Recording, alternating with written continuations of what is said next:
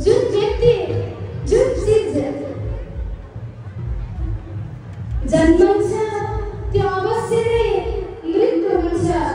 आज होस् या 100 वर्ष पछाडि होस्। त्यसैले भक्तजन हामीले अत्यन्तै सुलभ यो मनुष्य चोला लिएर यस धरतीमा आएका छौँ।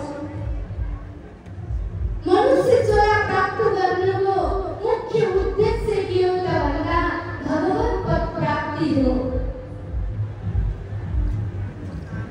जबकि हामीले भगवानलाई प्राप्त गर्नको लागि नै यस धरतीमा जन्म लिएर आएका हौँ।